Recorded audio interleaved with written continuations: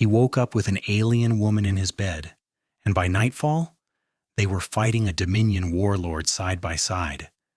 Nothing about this day was normal, and it sure as hell wasn't over.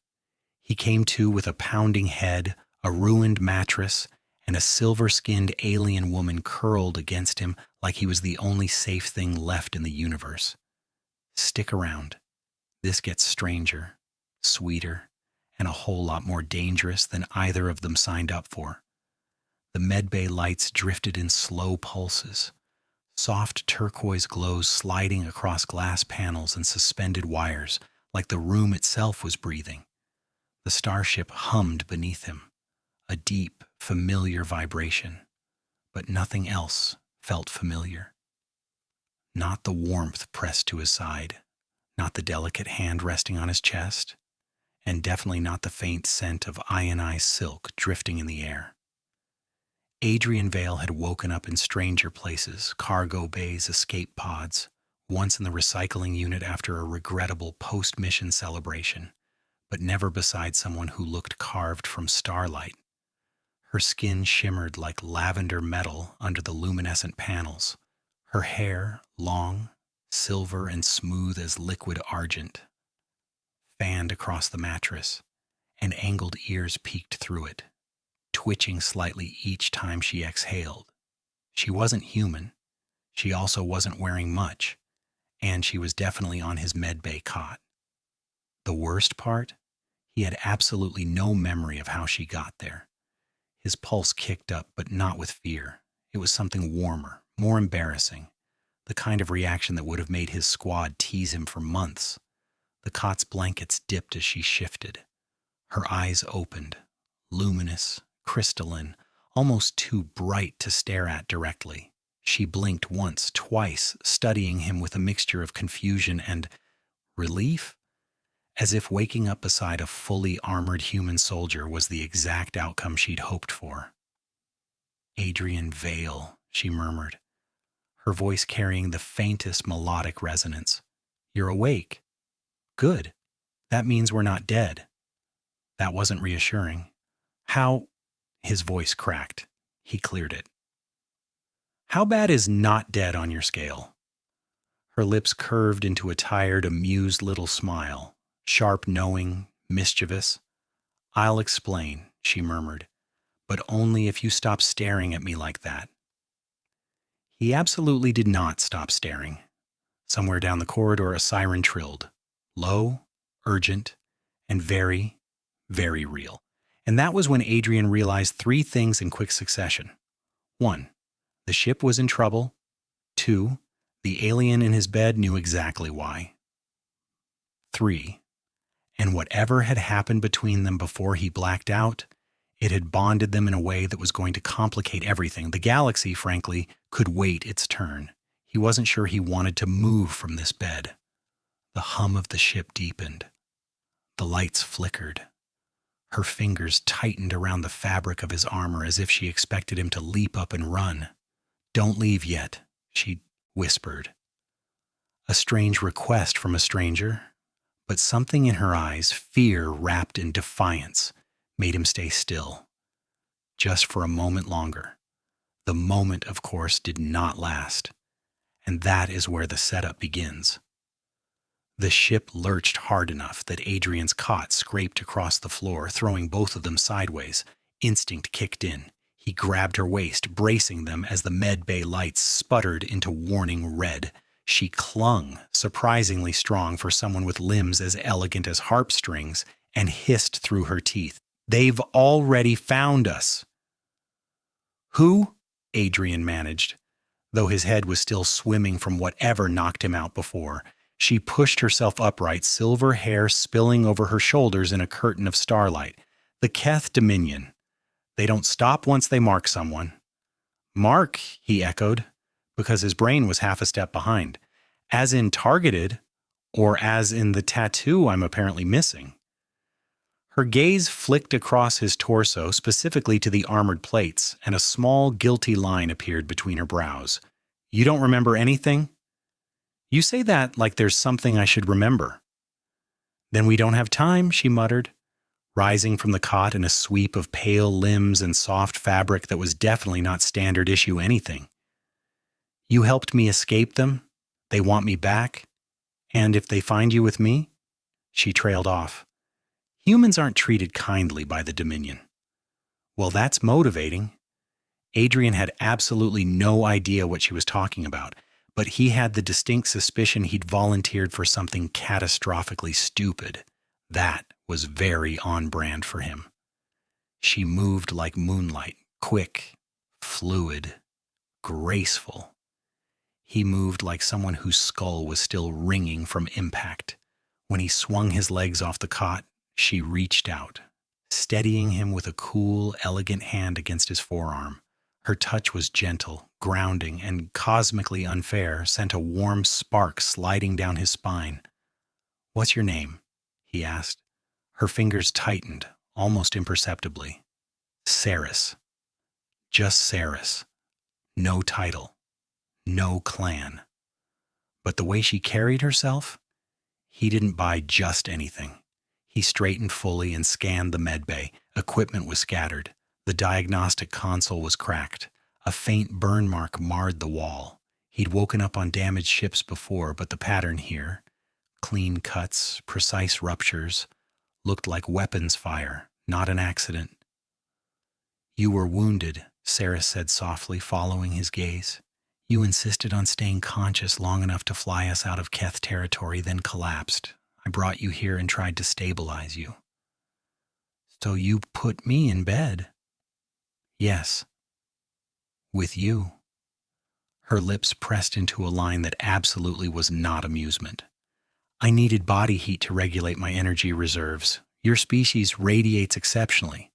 "Well," he said, smirking despite himself, "glad to be useful." A beat of tense silence.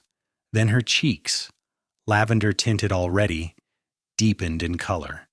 He filed that away, not because he was smug, mostly because it was delightful. Another alarm blared, sharper now. Seris's expression snapped back into mission mode. "The Dominion breached the outer perimeter. They'll board within minutes." Adrian rolled his shoulders, checking his armor's joint seals. "Then we fight our way out together." "You don't even remember why you helped me?" "Sure," he said, grabbing his gauntlets, "but I know myself well enough. If past me decided something was worth risking death for, I'm not about to make present me look like a coward."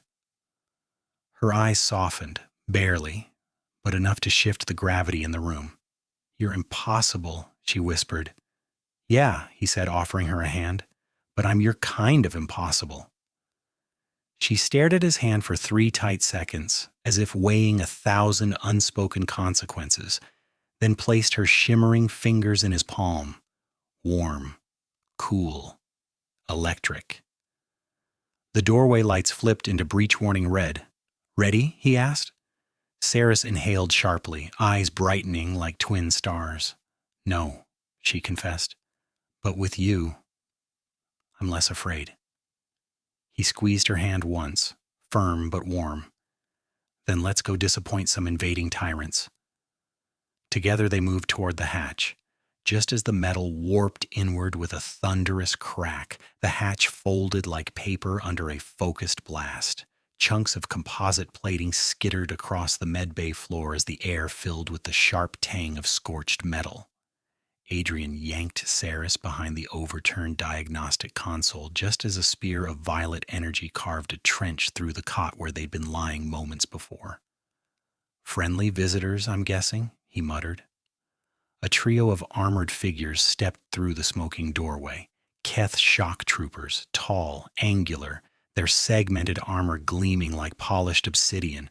Their rifles tracked the room in perfect mechanical sweeps. Seris pressed close to his back, fingers digging into the seam of his armor.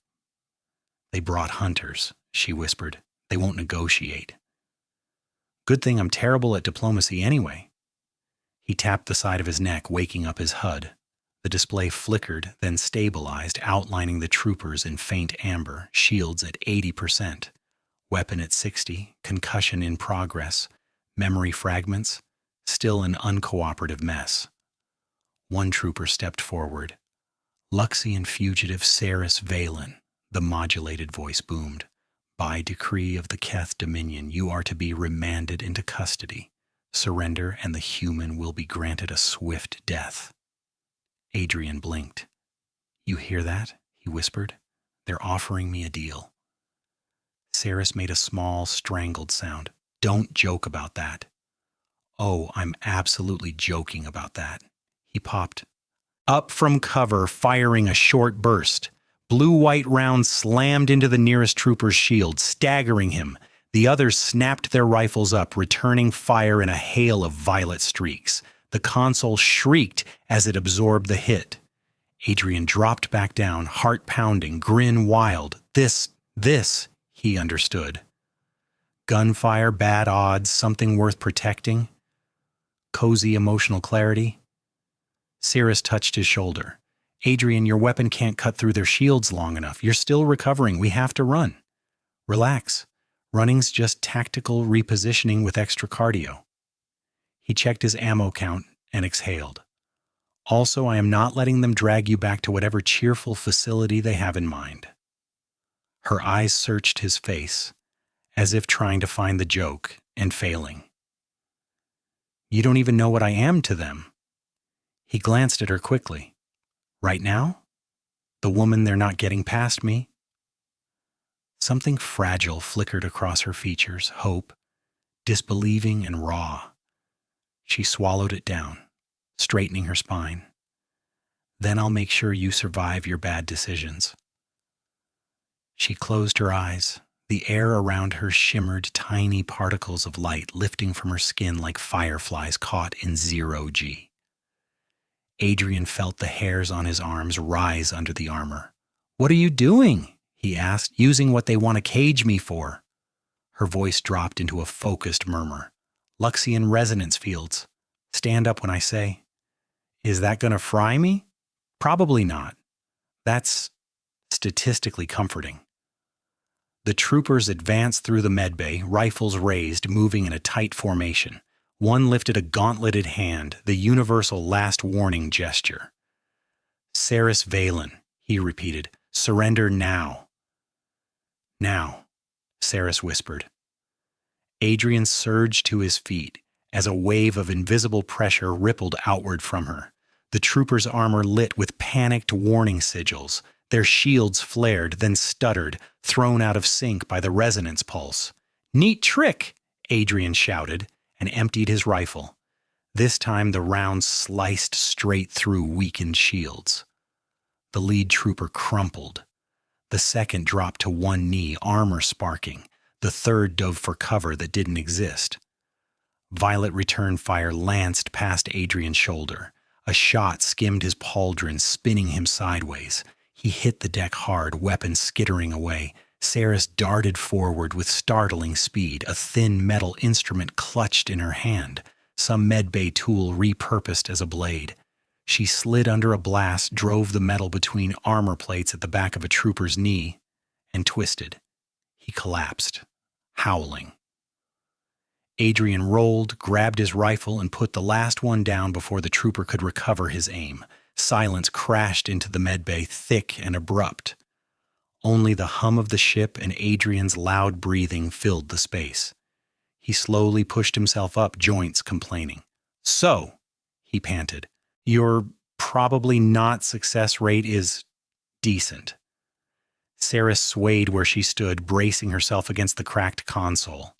The luminous particles around her dimmed, then winked out entirely. That pulse drains my energy reserves, she said faintly. I can't do it again, not soon.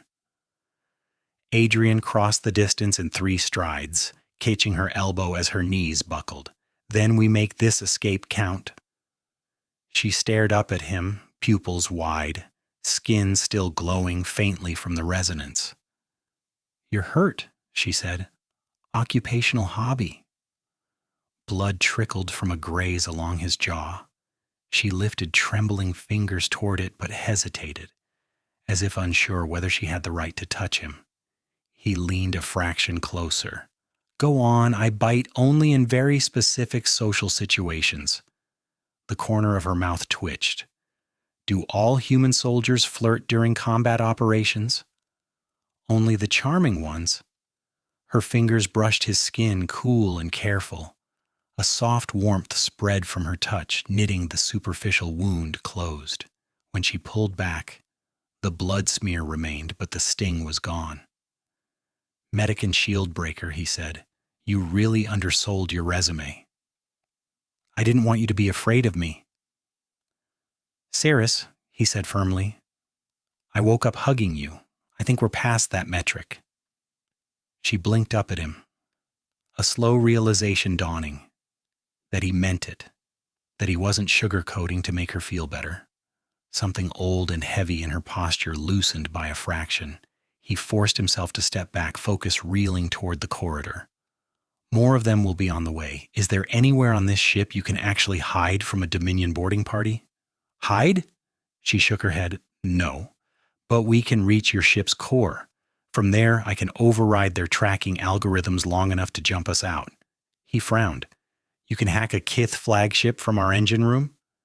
Her smile turned sharp, almost wicked. They stole half their tech from my people. I know where they left the back doors. See, now I'm offended on your behalf? He jerked his chin toward the hall. Lead the way, Star Hacker. They moved out, stepping over fallen troopers. Seris walked close, bare feet silent on the deck. Adrian's armor made soft, rhythmic clinks beside her. Neither commented on the fact that they stayed nearer than tactically necessary. The corridor outside was a mess, bulkheads scorched, display panels flickering, shadows pooling in the recessed lighting. Somewhere deeper in the ship, distant shouts echoed, punctuated by the high whine of energy weapons. Your crew? Seris asked quietly.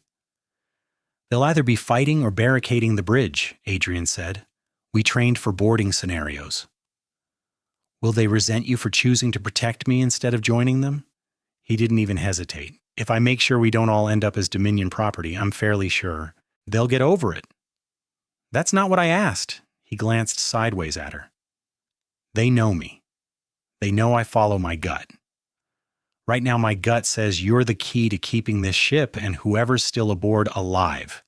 They might not understand it yet, but they'll trust the results. Her expression went distant, like he'd said something that tugged on a buried memory. Luxian commanders don't think that way. No offense, he said, but Luxian commanders sound like they suck. An unexpected laugh broke from her, short, surprised, real.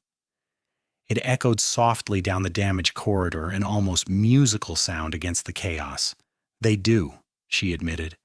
They rounded a corner and halted. 2 more Keth troopers were stationed near a junction, rifles ready. One spotted them and raised his weapon.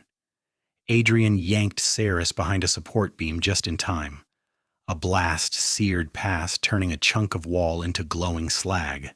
Options, he asked. Seris chewed her lip, thinking, I could trip their comms with a feedback loop, but I'd need a panel. And about 30 seconds. That's 25 more than we've got. He peeked around the beam, drew their fire, then jerked back. All right, new plan. She eyed him warily. You sound much too cheerful. Because this is the part I'm good at. He slung his rifle, unclipped a compact device from his belt and held it up. Flashbang. Old school human nonsense. Their helmets might compensate, but it'll give us a window. And if their helmets overcompensate, then I go from charming to char-grilled. Stay behind me. She grabbed his wrist. Don't be reckless just to impress me. Oh, this isn't about impressing you, he said lightly. This is about winning in a very dramatic fashion, which is way more important. Behind the banter, her eyes were tight with worry. She wasn't used to people throwing themselves between her and danger, and she clearly wasn't sure what to do with it.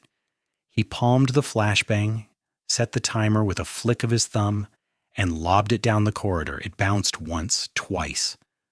The troopers glanced down. The device went off in a burst of pure white light and a sharp, concussive crack that rattled his teeth. Adrian charged before the echo faded. The Keth staggered. Vision obviously scrambled despite their helmet's best efforts. Adrian slammed into the first, driving him into the wall. He wrenched the rifle away, elbowed the trooper's helmet, then kicked the second one's leg out from under him. The second swung wildly. The blow caught Adrian across the ribs, slamming him to one knee. Pain shot through his side. He grunted, catching the follow-up strike with his forearm. Seris darted in, fingers splayed. She pressed her hand to the second trooper's chest plate, eyes narrowing in concentration. A fracturing sound crackled through the air, like ice splitting on a lake. The trooper's armor lights went dead. His limbs locked, frozen mid-motion. Adrian took the opportunity to introduce the first trooper's head to the bulkhead, repeatedly. The man went limp. Breathing hard, Adrian leaned against the wall. "Okay," he wheezed. New combat note. "Don't underestimate the tiny, glowing woman." Seris stepped back from the immobilized trooper, chest rising and falling quickly. "I destabilized his internal power distribution," she said. "It won't last long. We should go." "You sure you're not secretly a warship?" She blinked, thrown. "You say that like it's a compliment?" "It is." This time when they started walking, she didn't wait for him to set the distance. She matched his stride so their shoulders brushed every few steps. It was an accidental rhythm that neither of them corrected. "Why do the Keth want you so badly?" he asked after a moment. "Beyond the whole walking cheat code thing." Her jaw tightened. Luxians generate and manipulate energy fields naturally. The Dominion figured out how to cage that ability, weaponize it.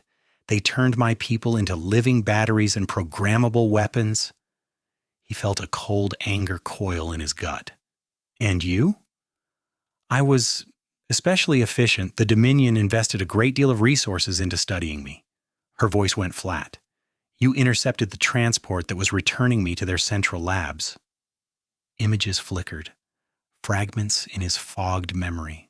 A prison barge, desperate comm chatter, her face behind reinforced glass, eyes wide and resigned.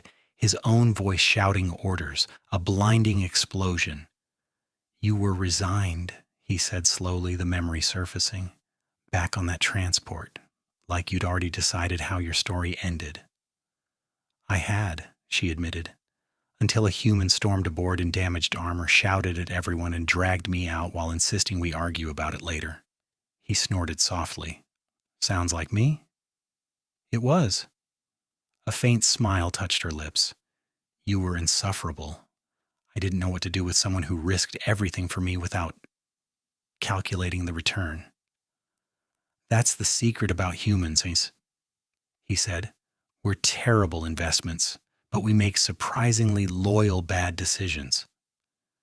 She looked at him then, not as a tool, not as a temporary ally, but as something both more dangerous and more precious. Someone who'd broken her expected script and refused to let her go quietly. "You don't regret it?" she asked. "Kidnapping you from your captors and waking up with you in my med bay?" He pretended to think. "No. Terrible life choice. Zero regrets." Color flooded her cheeks again. "You keep mentioning the bed."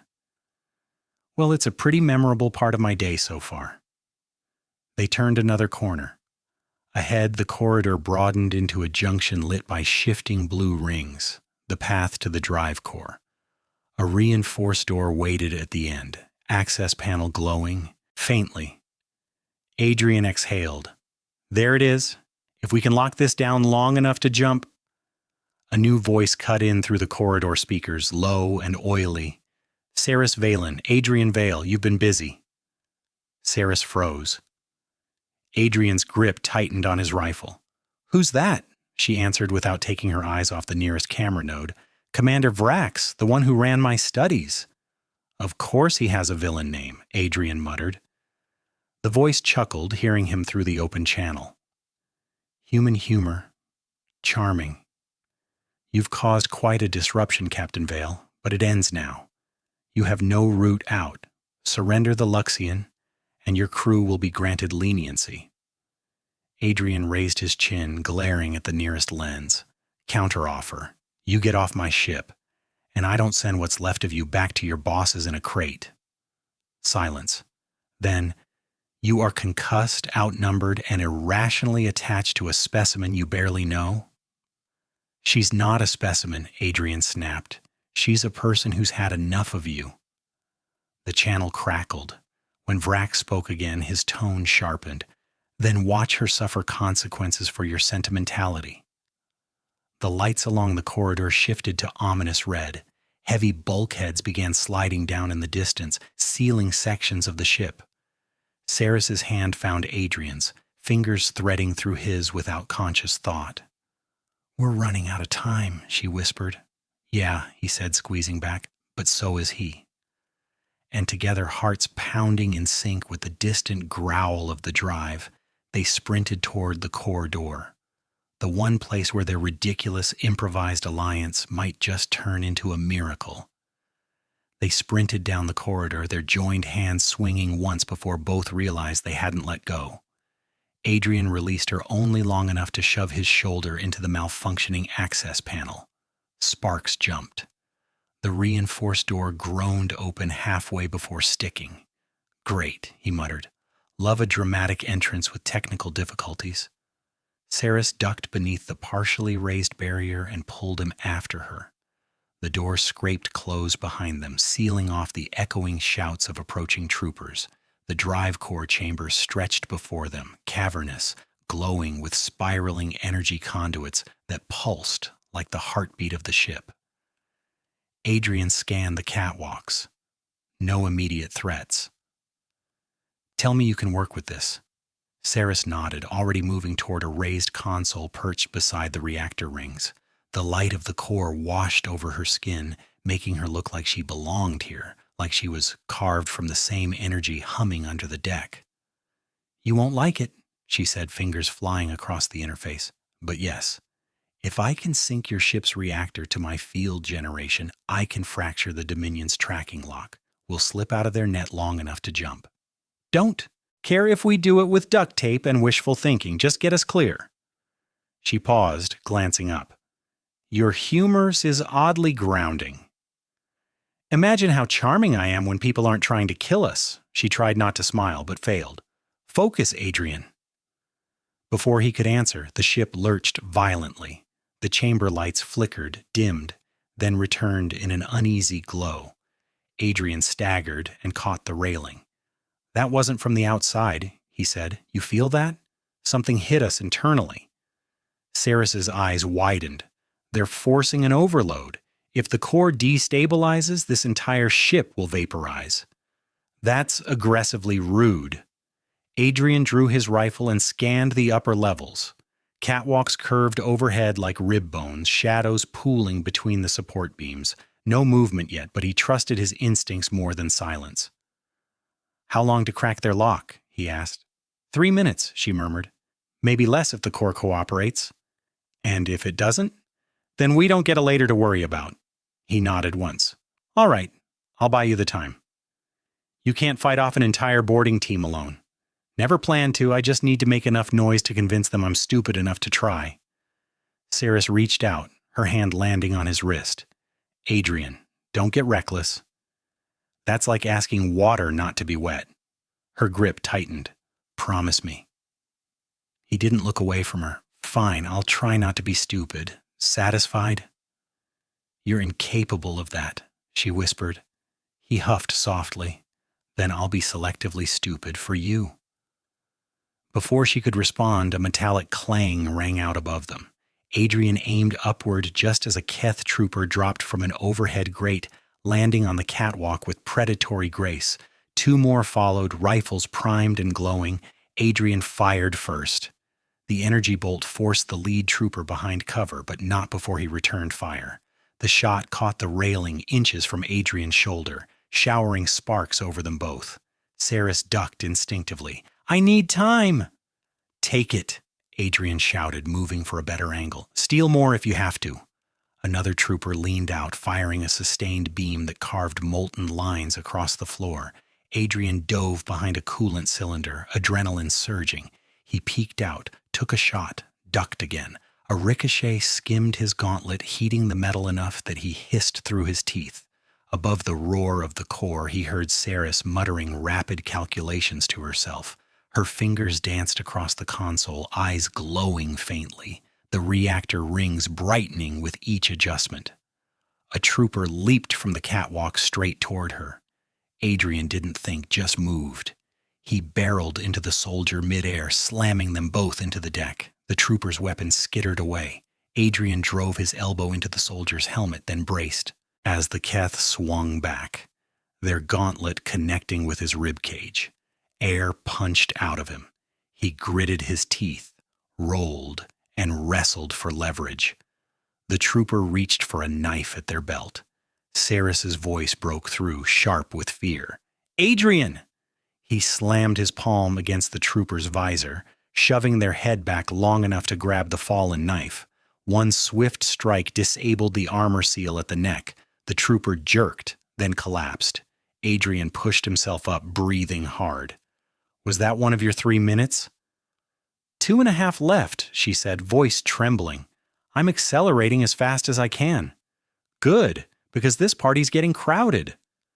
As if summoned, 3 more troopers burst through a maintenance hatch at the far end of the chamber. Adrian cursed under his breath.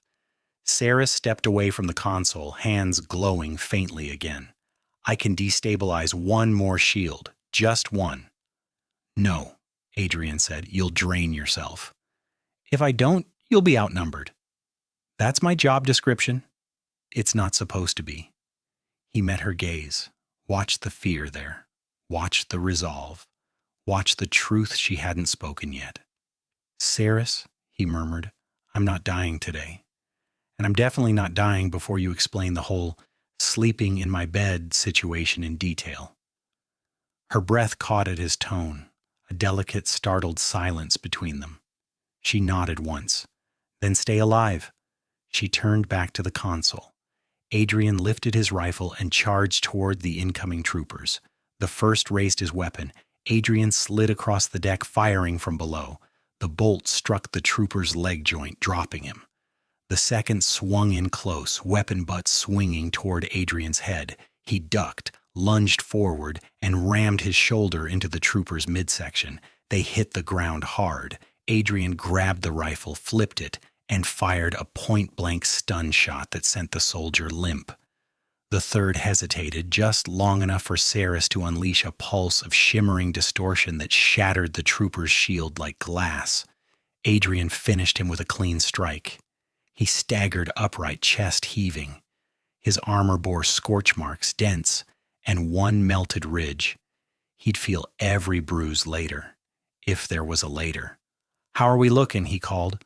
"Close," Seris answered, fingers flying. "So close. Just 1 last barrier." The ship shuddered violently. Warning glyphs flashed across the chamber walls. "They breached the engineering deck," Seris whispered. "Adrian, they're going to try a manual override from below." "So we hold this room," he said. "No pressure." Footsteps thundered from the lower access tunnel. Adrian raised his rifle. "Seris, get ready to jump us the second you break that lock." "And you?" "I'll improvise something heroic." She shot him a look that was half terror, half exasperated affection. "Just stay alive." He flashed her a crooked grin. "Working on it." The first Keth trooper climbed into view from the lower hatch. Then another. Then another. Seris's voice rose, frantic. "Adrian!" A deep hum reverberated through the chamber, gathering, tightening, aligning. "I've got it!" she cried. "The lock is breaking!" Adrian exhaled, lifting his rifle. "Then let's finish this." The troopers surged forward. The core blazed with white-blue light. Seris reached for him, and the world detonated into transition. The world snapped back into place with a violent jolt, as if the universe itself hadn't quite agreed to let them go. Adrian's boots skidded across smooth flooring, momentum almost sending him into a console he definitely didn't recognize. They weren't in the drive chamber anymore. They weren't even on the same deck. Seris stumbled beside him, catching herself on a railing as the light stabilized overhead. Soft golden illumination washed over a circular observation platform, one Adrian had only seen once before on system schematics. "The astral observation deck?" he said, incredulous. "How the hell?"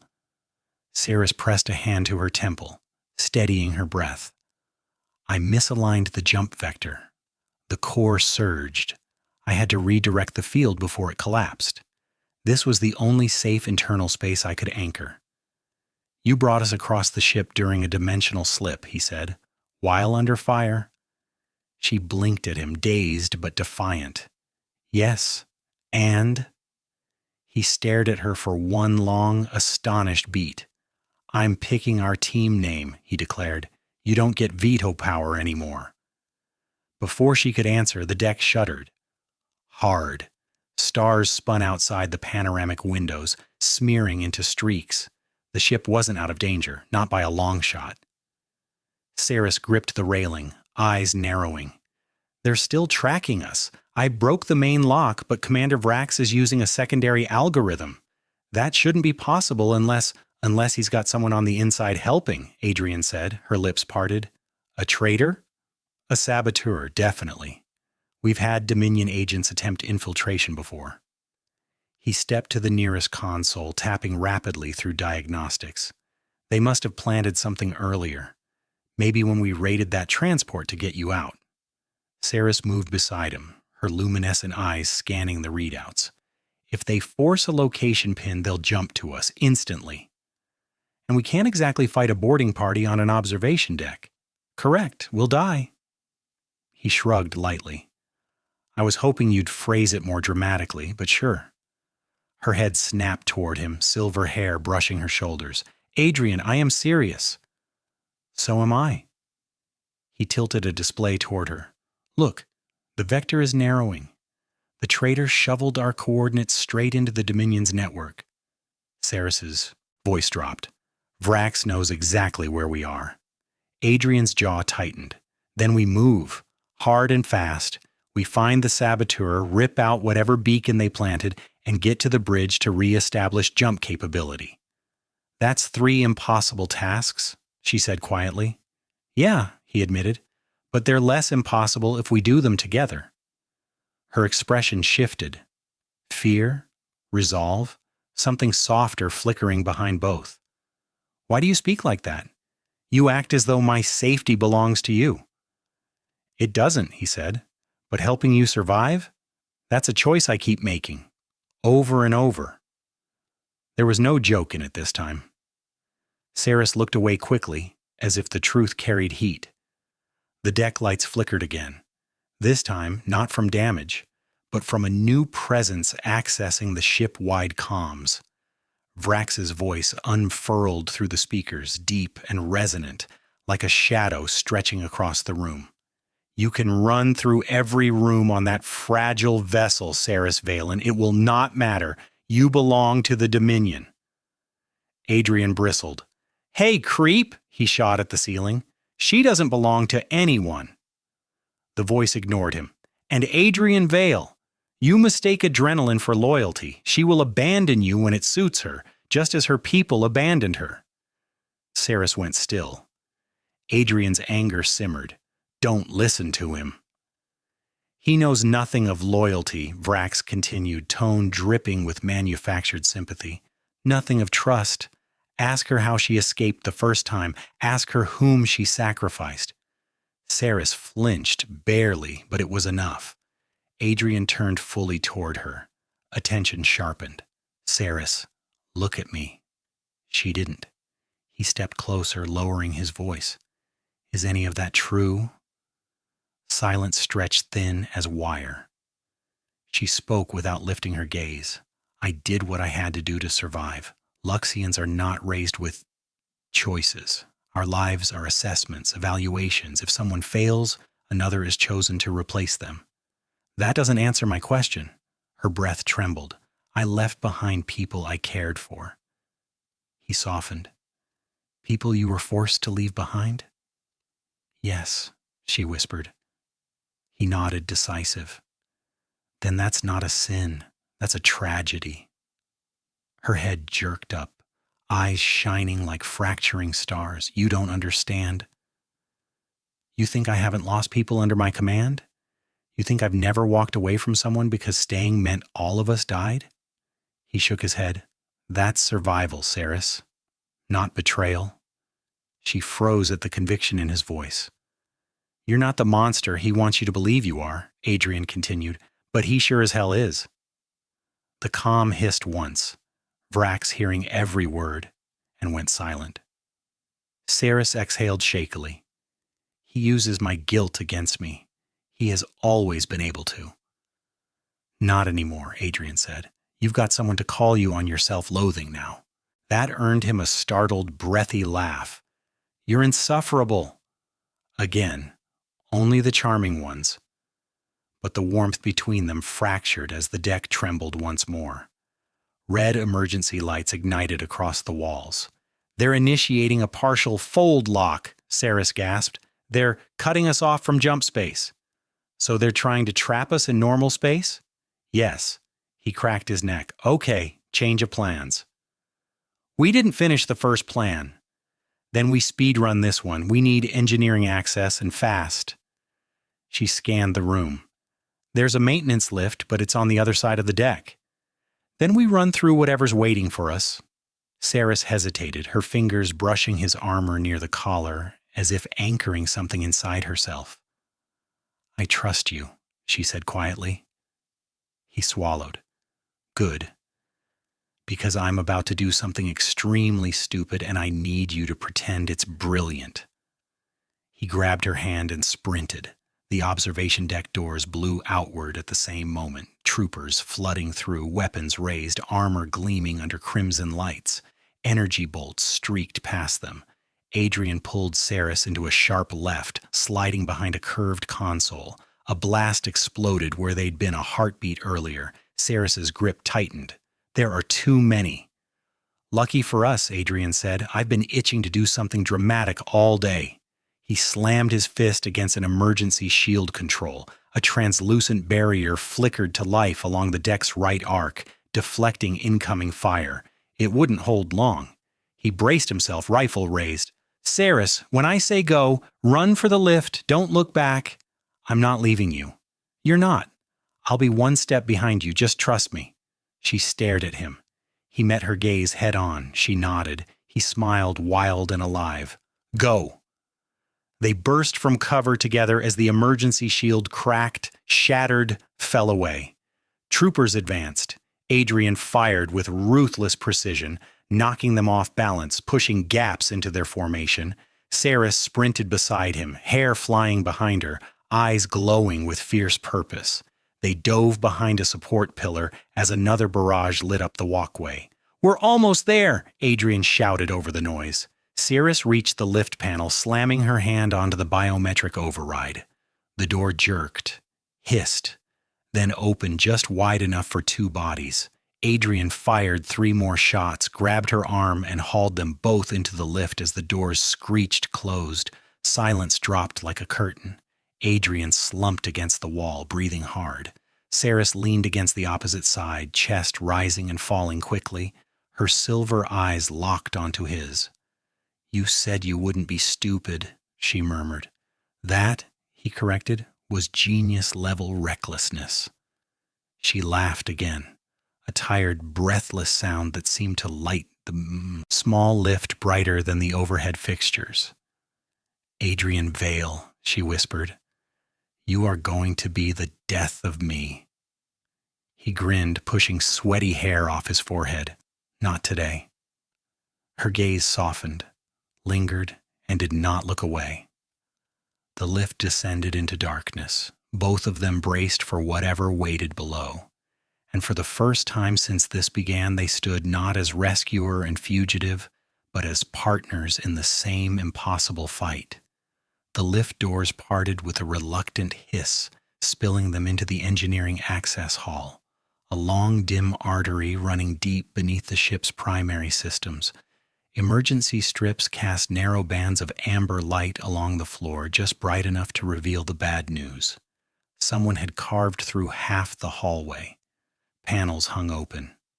Conduits sparked. A thin haze curled along the ceiling, drifting in lazy spirals that meant something had overheated catastrophically. Adrian raised his rifle. Smells like sabotage. Seris stepped carefully over a fallen support bracket. Not smells. Sounds. He paused. What? Listen, she murmured. The ship's heartbeat, normally steady, stuttered like a skipping record. The core wasn't just strained, it was being actively unraveled. Someone was tampering with its harmonics, strand by strand. Vrax wants the coordinates fixed in place, Seris said. If the core collapses before he arrives, it won't matter. We'll be trapped in a gravitational echo. Translation. We turn into glitter. She nodded. I'd prefer not to be glitter, he said, lead on. Seris moved with urgent precision, navigating the debris as though she could sense the ship's misalignments through the floor. Adrian followed close, rifle steady, eyes sharp. He kept glancing sidelong at her, at the way her hair caught the faint amber glow, at the focused furrow in her brow, at every little tremor in her breath when she sensed danger. He trusted those tremors more than his HUD. Mid-hallway, Seris froze. Adrian didn't question it. He stopped, instantly scanning the shadows. What is it? He whispered.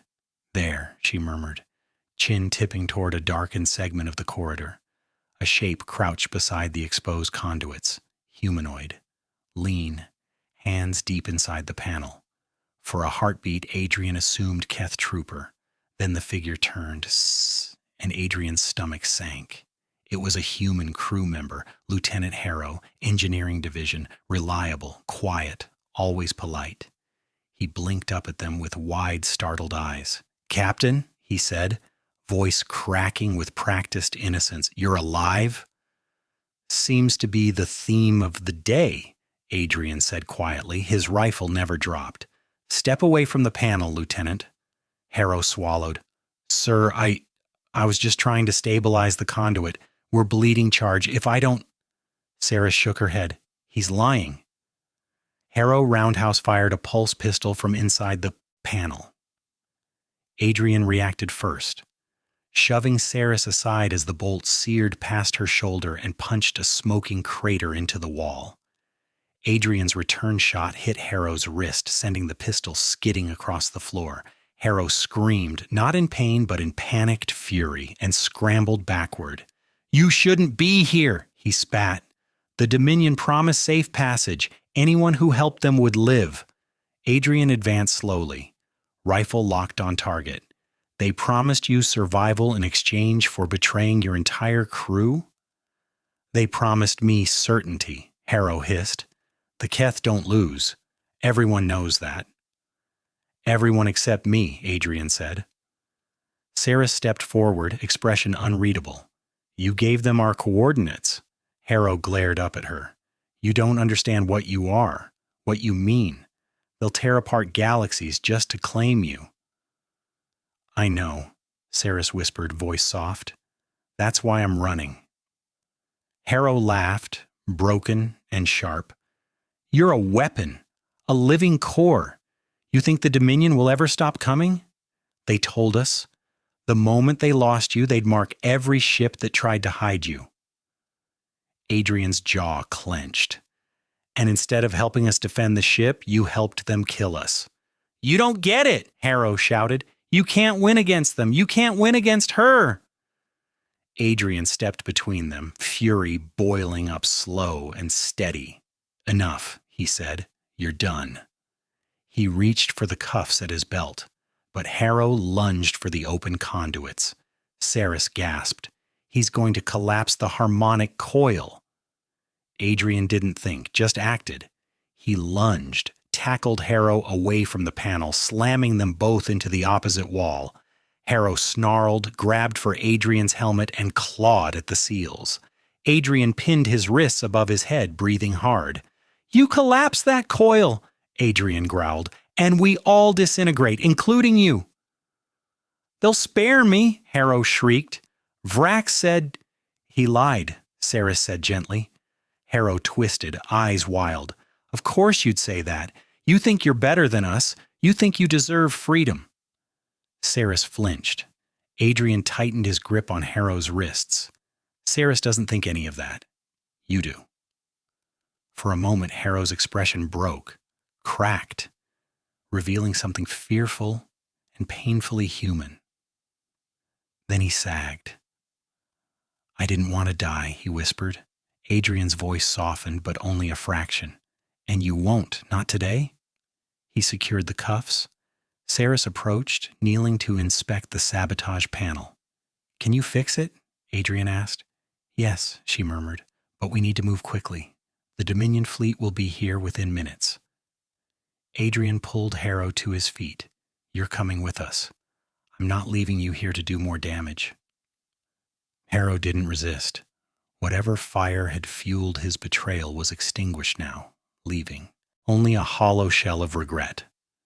Seris rewired the coil, her glowing fingertips tracing patterns of light along the conduits. Sparks hissed, then dimmed. The ship's heartbeat stabilized into a smoother rhythm. Adrian exhaled. "That's better." Seris stood slowly, brushing dust from her skin. "The Dominion will still find us unless we sever their secondary lock from the bridge." "That's our next stop," Adrian said. Harrow shook his head weakly. "You'll never make it.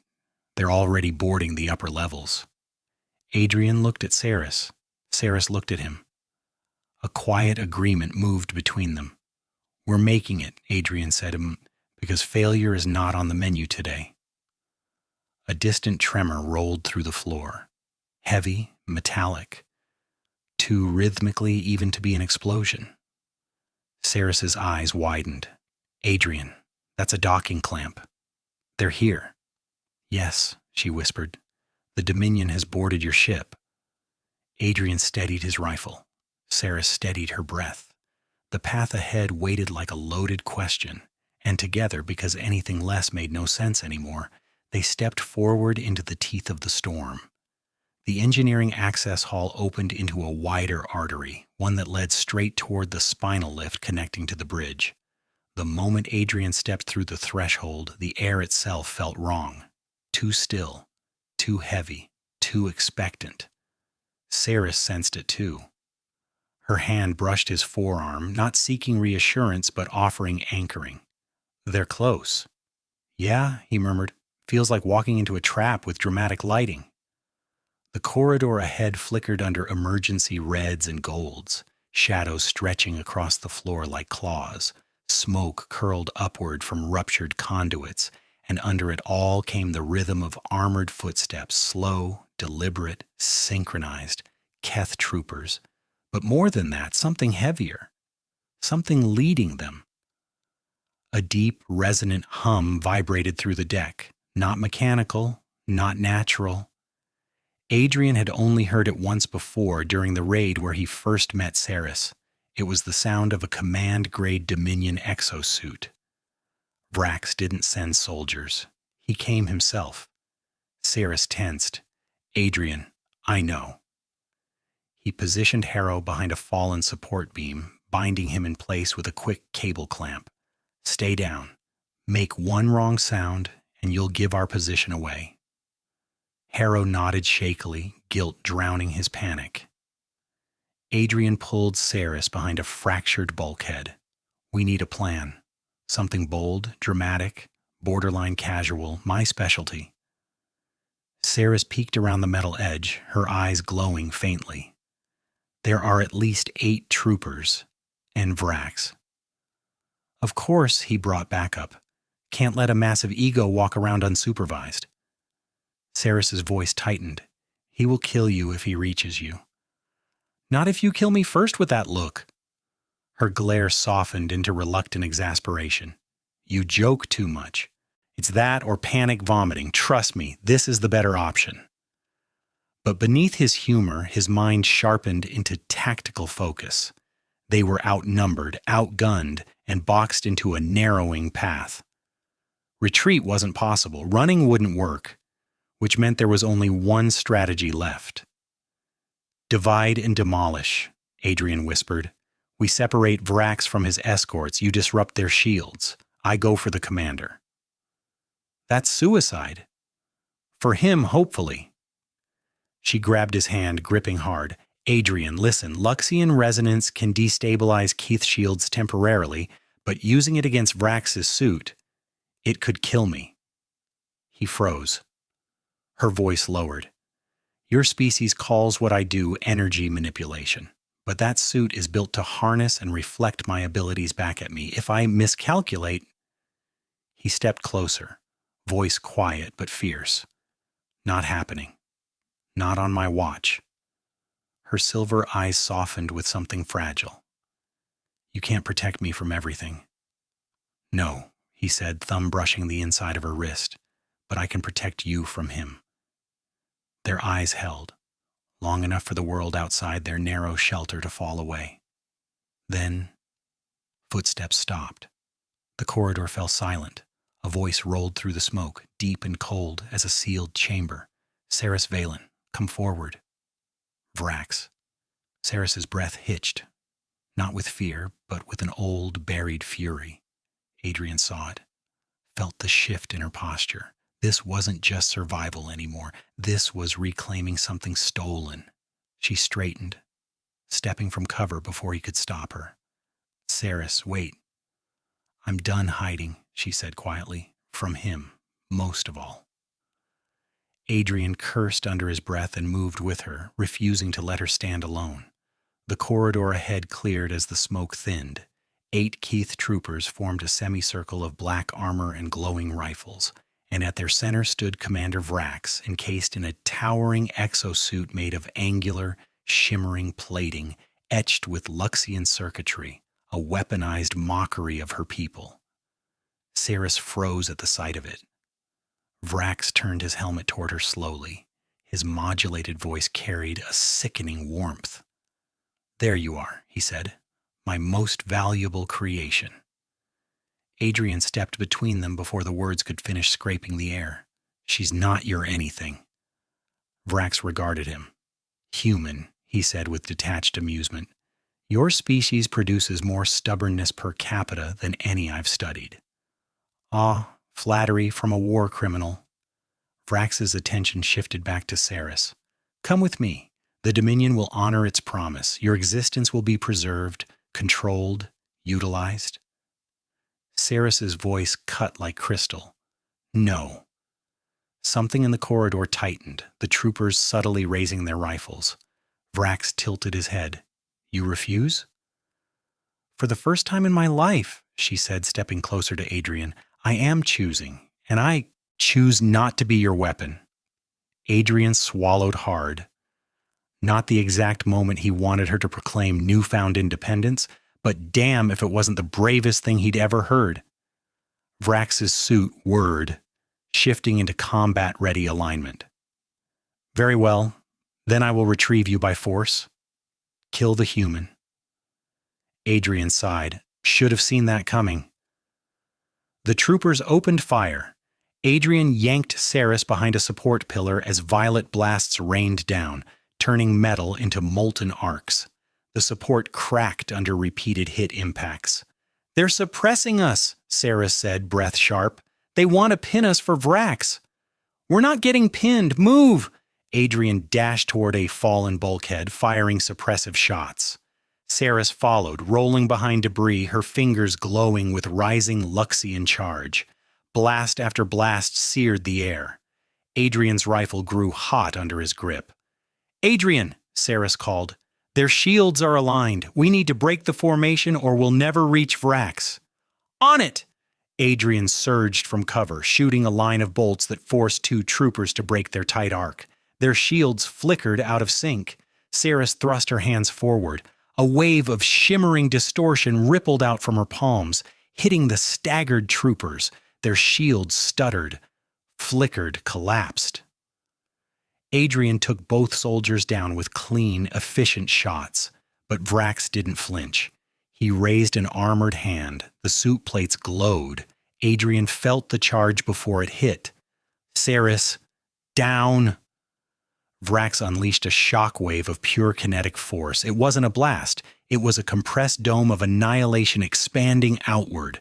The bulkhead shielded some of it, but not enough. The force slammed into them.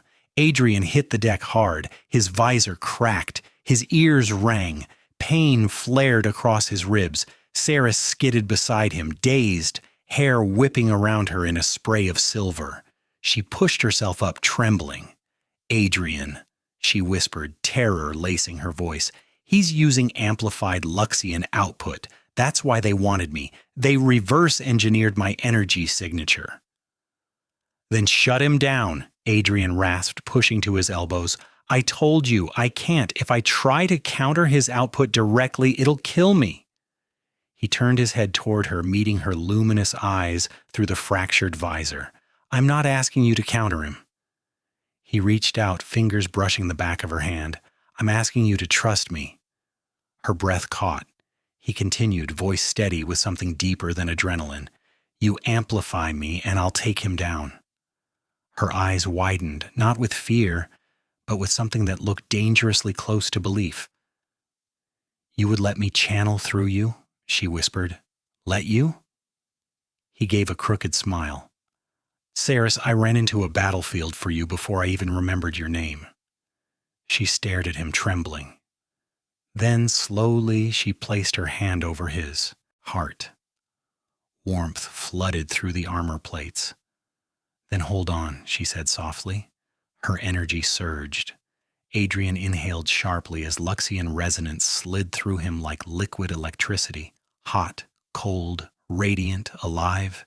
His HUD flickered, overloaded. His bones vibrated with force that wasn't his.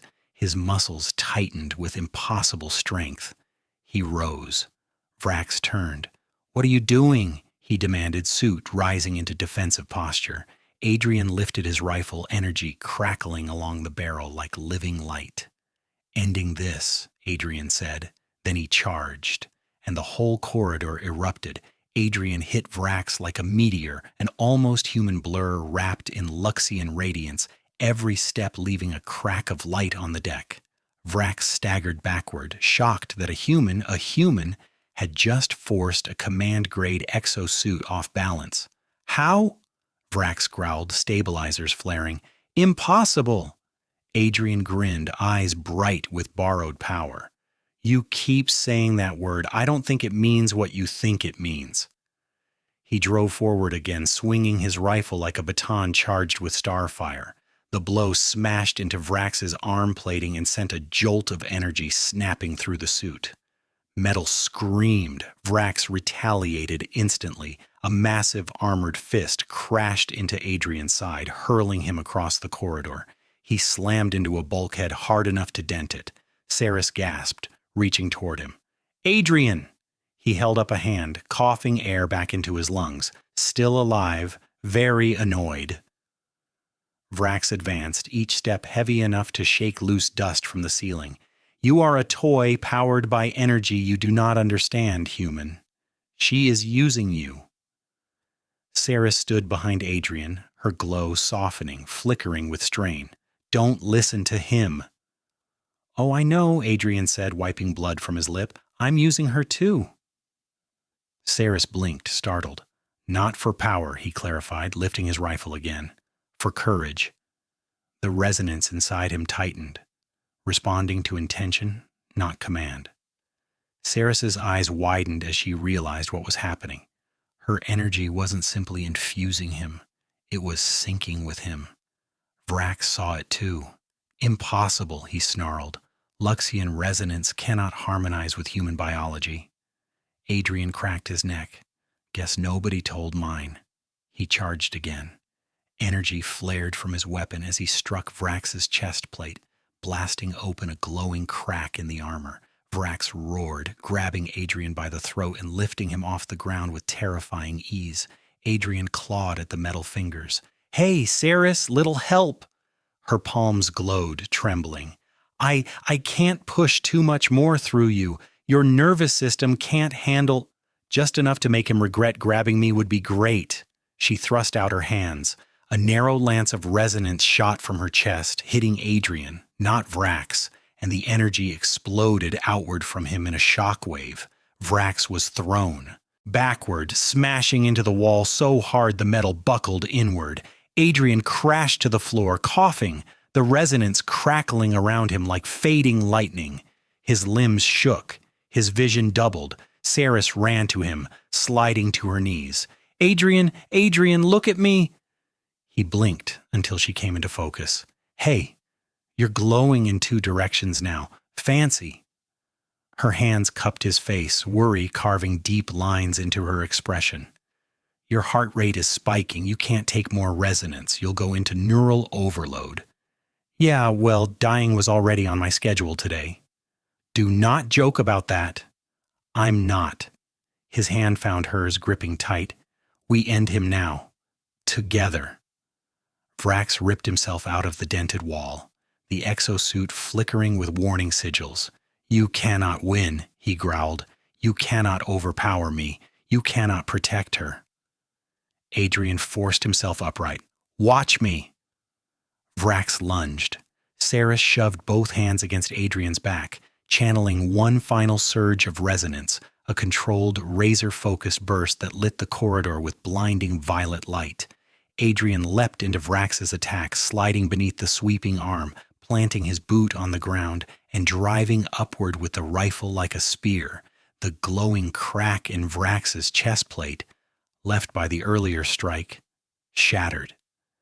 The exosuit's internal system screamed as Luxian energy, incompatible and volatile, flooded into the circuitry. Vrax roared, the sound warping into static. No!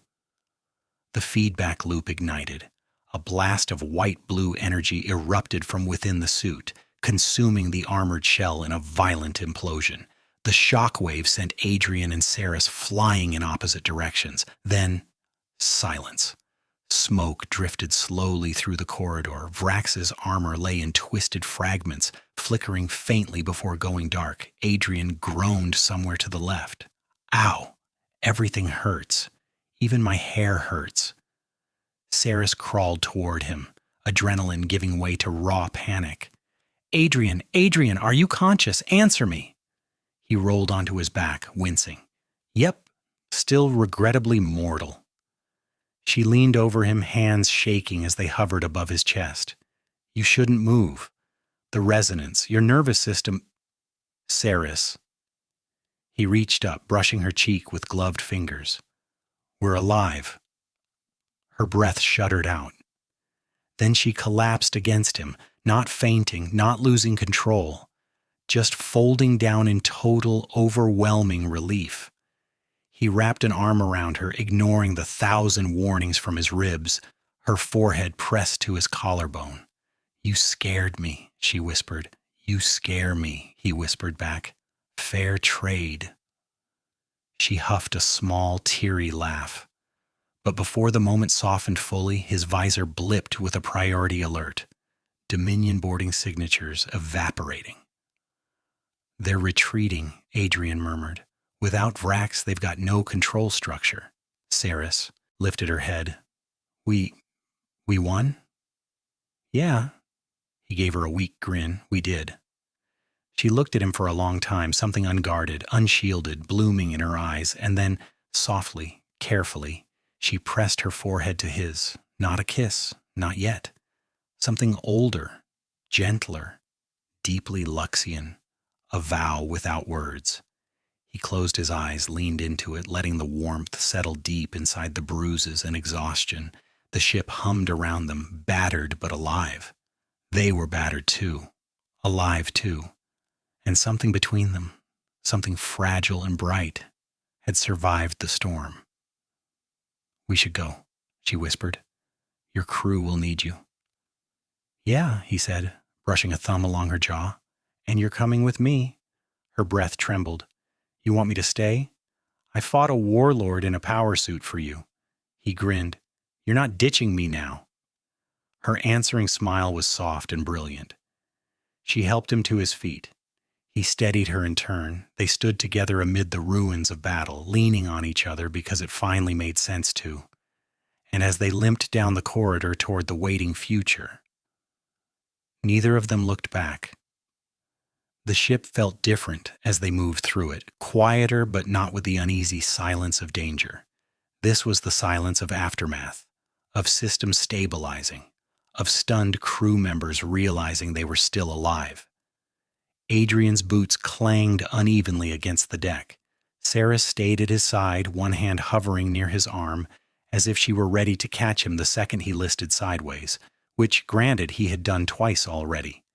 "I'm fine," he murmured, as they reached the central lift. "You're not," she answered, voice steady but soft. "Your nervous system is still fluctuating." "Then walk close so I fall in an attractive direction." Despite everything, despite the exhaustion shadowing her features, her lips curled into a quiet, unwilling smile. The lift doors opened to the bridge deck before he could ruin the moment with further commentary. The passageway led into a space lit by half-functional panels and scattered debris. His crew was clustered around control stations, some bruised, some bandaged, all exhausted. When the first pair of eyes spotted him, relief rippled through the room like a breath being released. "Captain!" Chief Rana jogged over, her arm in a sling. "Sir, we weren't sure—" "I'm still kicking," Adrian said, leaning on the rail for support. "Crew status?" "Minimal casualties," Rana reported. "Hull breaches patched. Remaining Keth signatures retreating. They jumped out the second the Dominion command signal cut." "Which means Vrax really was the anchor." Adrian turned slightly, giving Seris room to step forward. The bridge lights reflected off her silver skin, casting luminous ripples across her features. Some crew members stiffened, fear instinctive, despite the victory. But none stepped back. Seris inclined her head, gaze steady. "Your captain saved you, many times over." "Untrue," Adrian said. "We saved each other. Mostly by shouting reckless things and doing impossible ones." Rana studied Seris a moment, then nodded respectfully. "You're the Luxian fugitive," she said, "the Dominion target." Seris's chin lifted. "Yes." "You're also the reason we're alive," Rana said. The shift in the room was immediate. Wariness softened, shoulders lowered. A few crew members even nodded to her with quiet gratitude. Seris blinked, surprised, quiet, shaken by acceptance offered so easily. Adrian stepped forward. "She's with us, yeah," he said simply. "She stays safe. She stays free." No one argued. Rana cleared her throat. "Captain, we've stabilized our position, but we still have the matter of the secondary tracking lock. If the Dominion re-establishes connection—" "They won't," Seris said, already moving toward a console. Adrian followed more slowly. "Please tell me you're not planning to channel anything through me again." "Not today." She brushed her fingertips over the damaged interface. "Once we complete a jump out of their known grid, they won't be able to reacquire us. You make it sound simple. It is only simple because you bought us the time." Her voice faltered on that last word, gently, like the memory of him rising against Vrax still echoed in her chest. He took a careful seat beside the console as she worked, ignoring the stinging protests from his ribs. The bridge hummed softly as systems folded back online. As Seris configured the final alignment, she glanced at him sidelong. "You risked everything for me." "You keep acting like that's surprising." "It is," she murmured. "Luxians are taught that no one chooses us willingly, not without condition." "Well," he said, leaning back with a grunt, "humans are messy. We choose people for messy reasons, feelings, instincts, bad ideas, best ideas. Same category usually." Her eyes warmed. "And me?" "Seris," he said quietly, "you weren't a choice. You were inevitable." Her breath caught, just once. Then she pressed the final command. The viewpoint screen lit up with coordinates and a shimmering blue tunnel of compressed space-time. The ship began to hum, preparing for the jump. Vibrations moved through the deck like distant thunder. Rana called out, "All hands, prepare for slipspace entry." Adrian pushed himself up, wobbling slightly before Seris steadied him. "You don't need to stand," she whispered. "Sure I do," he said. "Jumping into the unknown with you? Feels like a moment that deserves standing." Her cheeks warmed in faint violet. She looked at him. Really looked. And something softened inside her. Something deep and long hidden. "Adrian Vale," she said gently. You redefine every certainty I've ever held. He opened his mouth to respond, preferably with something charming and only halfway reckless, but the slipspace countdown interrupted. Jump in 3, 2, 1. The ship lurched as reality folded, space curling around them in a shimmer of blue light. For a heartbeat, everything was weightless. Seris's hand found his. He didn't let go. The stars reassembled around them in a quiet, empty corner of the galaxy, far from Dominion channels, far from danger, suspended in a hush that felt almost sacred. Adrian exhaled slowly. Seris didn't speak, neither needed to. They stood together on the bridge, bruised, bright, impossibly alive, and for the first time since any of this began. The future didn't feel intimidating. It felt open. It felt possible. The ship drifted in the quiet stretch of uncharted space, engines cycling down from the jump. The bridge light steadied to a gentle glow, golden, warm, the opposite of everything they just survived. For the first time since waking with a mysterious alien woman in his bed, Adrian let himself breathe. Seris stood beside him at the viewport, her reflection a soft shimmer against the stars. Her silver hair fell loose around her shoulders now, the glow in her skin faint but steady, no longer flaring with danger, fear, or battle. Just her. Just alive. "You're hurt," she murmured, eyes tracing the cracked line in his visor. "I'm stylishly damaged," he countered. "It's a look. You should rest. You should stop telling me obvious truths." She turned toward him fully, and despite everything, the battle, the exhaustion, the bruises, her expression held something light. "You almost died," she said quietly. "You almost burned yourself out," he replied. "Because of you." "Because of us," he corrected, his voice softer than he meant it to be. The bridge crew worked around them, quiet, respectful, giving them space in a way that made Adrian's ribs ache with something deeper than pain. Gratitude, relief, maybe a hint of pride. Rana approached, giving a crisp nod. "Captain, we're stable. Hull integrity is 79% and rising. I've got engineering running a diagnostic sweep." "Good," Adrian said, "and the Dominion. No signals within 1,000 clicks. If they're hunting, they're doing it blind." Seris lowered her gaze. "They won't stop." "Then we'll stay ahead," Adrian said immediately. Rana looked between the two of them, then stepped back with a knowing sort of tact, calling for a systems update across the bridge. When they were alone again at the viewport's edge, Seris let her fingers drift along the railing. "I don't know what comes next," she admitted. "Good," he said. "If you did, it'd be boring." She huffed a gentle laugh, but it didn't mask the truth in her eyes, uncertainty, hope, and a hint of fear. The kind of fear that comes from choices you've never been allowed to make. "You have a place here," Adrian said, leaning on the railing beside her. "If you want it, no cages, no conditions, just a fresh start." Her voice barely rose above the hum of the bridge. "And what would I be to your people?" "Someone they respect," he said. "Someone who saved them. Someone who saved me." Seris's breath trembled, not with weakness, but with a feeling she hadn't yet named. "And to you?" she asked softly. "What am I to you?" He didn't hesitate. "Someone I'm not done getting to know." Her gaze held his, long, searching, shimmering with something new, something that wasn't fear or gratitude or desperation. Possibility.